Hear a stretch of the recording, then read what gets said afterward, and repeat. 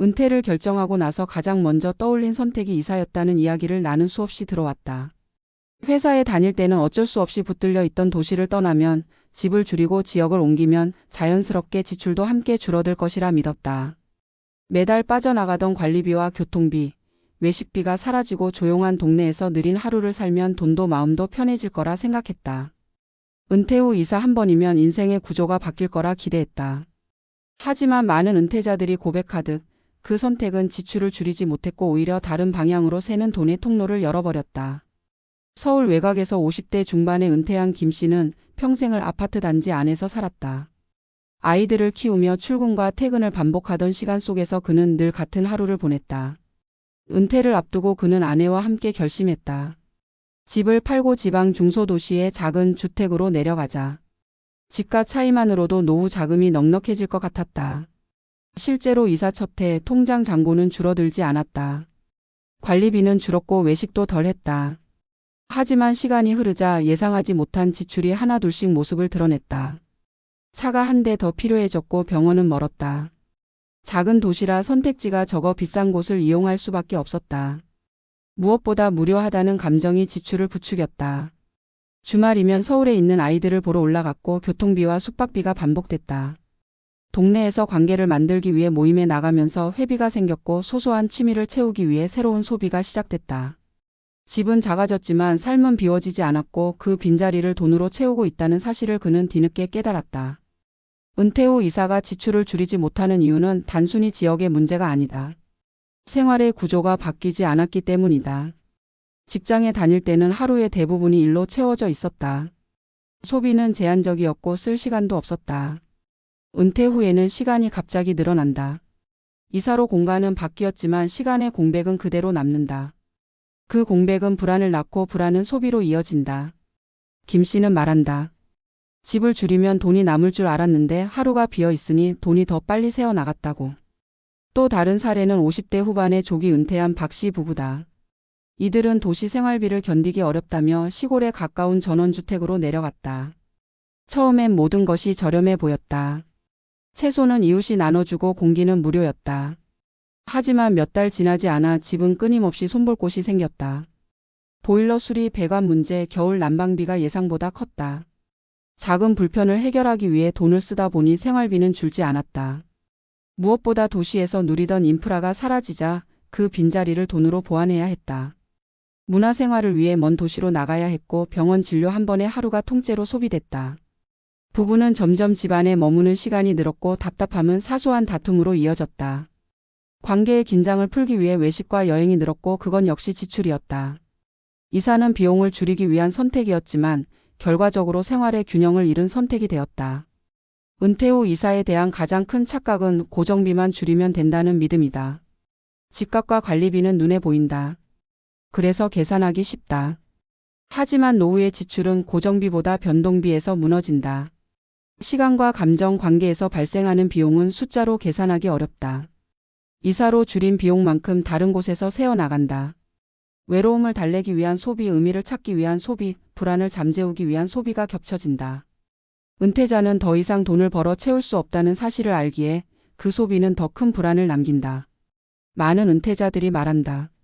이사를 잘못한 게 아니라 기대를 잘못했다고. 지역을 옮기면 삶이 자동으로 단순해질 거라 믿었다. 하지만 삶은 장소보다 구조에 의해 결정된다. 하루를 어떻게 채울지, 관계를 어떻게 유지할지, 역할을 어떻게 만들어갈지에 대한 준비 없이 이사만 앞서 나가면 지출은 줄지 않는다. 오히려 방향을 잃은 돈이 더 빠르게 움직인다. 은퇴 후 이사는 선택일 수 있지만 해결책은 아니다. 이사는 수단이지 목적이 아니다. 지출을 줄이기 위해 필요한 것은 집의 크기가 아니라 삶의 설계다. 시간의 흐름을 어떻게 관리할지, 소비를 대체할 의미를 무엇으로 채울지에 대한 고민이 없다면 어떤 지역으로 옮겨도 결과는 비슷하다. 김 씨와 박 씨 부부의 이야기가 특별한 실패담처럼 들리지 않는 이유는 그 선택이 너무나 흔하기 때문이다. 많은 이들이 같은 기대를 안고 같은 방향으로 움직인다. 그리고 비슷한 지점에서 멈춘다. 은퇴 후 이사 한 번으로 인생이 가벼워질 거라 믿었던 마음은 이해할 수 있다. 누구나 덜 쓰고 덜 걱정하며 살고 싶다. 하지만 진짜 줄여야 할 것은 주소지가 아니라 생활의 구조다. 소비를 부르는 공백을 어떻게 채울지, 돈이 아닌 역할과 관계로 하루를 채울 수 있는지 묻지 않으면 이사는 새로운 지출의 시작이 될 뿐이다. 은퇴는 장소를 옮기는 일이 아니라 삶의 방식 전체를 다시 설계하는 일이다. 그 사실을 늦게 깨달을수록 이사로 줄이려 했던 지출은 다른 얼굴로 돌아와 노후를 압박한다. 그래서 많은 은퇴자들이 말한다. 집을 옮겼는데도 삶은 가벼워지지 않았다고. 그리고 그 고백은 지금 이 선택을 고민하는 사람들에게 가장 현실적인 경고가 된다. 은퇴 이후의 이사는 많은 사람들에게 합리적인 선택처럼 보인다. 평생을 지출이 많은 도시에서 살았으니 공간을 줄이고 지역을 옮기면 자연스럽게 생활비가 낮아질 것이라는 계산이다. 실제 상담 현장에서도 은퇴 설계의 첫 줄에는 이사 계획이 적혀 있는 경우가 많다. 집을 팔아 남은 자금을 확보하고 고정비를 낮추면 노후는 한결 수월해질 것이라는 믿음이다. 그러나 현실에서 이 선택은 기대만큼의 효과를 내지 못하는 경우가 반복된다. 문제는 계산이 틀렸다는 데 있다.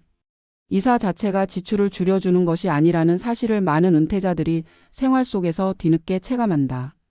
은퇴 전의 생활비 구조는 단순하다. 일정한 소득이 들어오고 일정한 지출이 나간다.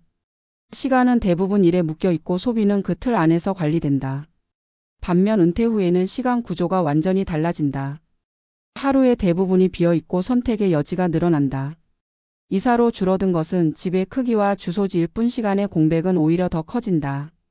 이 공백은 곧 새로운 지출의 출발점이 된다.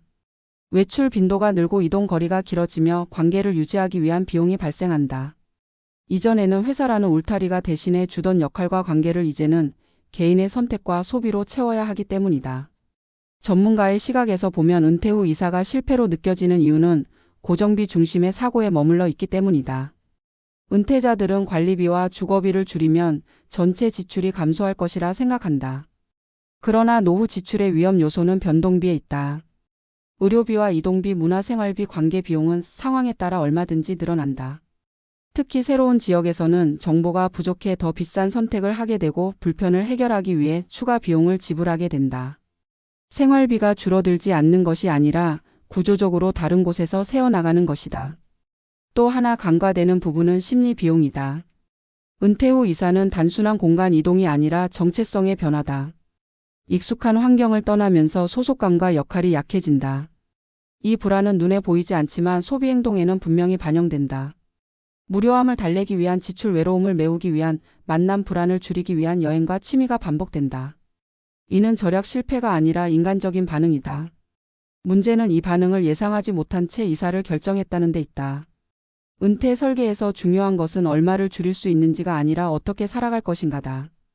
이사 후에 하루를 어떻게 채울지, 어떤 관계를 유지할지, 어떤 역할로 스스로를 정의할지에 대한 고민이 선행되지 않으면 이사는 비용 절감이 아닌 비용 전환에 그친다. 실제로 많은 은퇴자들이 시간이 지날수록 말한다. 집은 작아졌지만 삶은 더 복잡해졌다고. 지출 항목은 줄어든 것이 아니라 이름만 바뀌었을 뿐이라고. 전문 칼럼의 관점에서 강조하고 싶은 점은 은퇴 후 이사를 반대하는 것이 아니다. 다만 이사를 만능 해법처럼 여기는 사고를 경계해야 한다는 것이다. 이사는 하나의 선택지일 뿐이며 지출 구조를 바꾸는 핵심은 생활 방식의 재설계다. 지역을 옮기기 전에 먼저 점검해야 할 것은 하루의 루틴과 관계의 반경, 그리고 소비를 대체할 의미 있는 활동이다. 이것이 준비되지 않은 상태에서의 이사는 예상치 못한 비용과 심리적 부담을 동시에 가져온다. 은퇴 후 삶은 이전보다 더 많은 선택을 요구한다. 선택이 늘어난다는 것은 관리해야 할 영역이 넓어진다는 뜻이다. 이사로 비용을 줄이려면 주소보다 삶의 방향을 먼저 바꿔야 한다. 지출을 줄이기 위해 집을 옮기는 것이 아니라 지출을 부르지 않는 삶의 구조를 만드는 것이 우선이다. 그 구조 위에 이사가 더해질 때 비로소 의미 있는 변화가 된다. 마지막으로 많은 은퇴자들이 공감하는 한 문장을 전하고 싶다. 이사는 삶을 가볍게 해주지 않는다. 삶이 이미 가벼워질 준비가 되었을 때 이사는 비로소 효과를 발휘한다. 은퇴 후 지출을 줄이지 못한 이유는 선택이 잘못돼서가 아니라 준비의 순서가 바뀌었기 때문이다. 지금 이 선택을 고민하고 있다면 집의 크기보다 하루의 구조를 먼저 그려보라는 말을 전하고 싶다. 그것이 노후를 지키는 가장 현실적인 출발점이기 때문이다.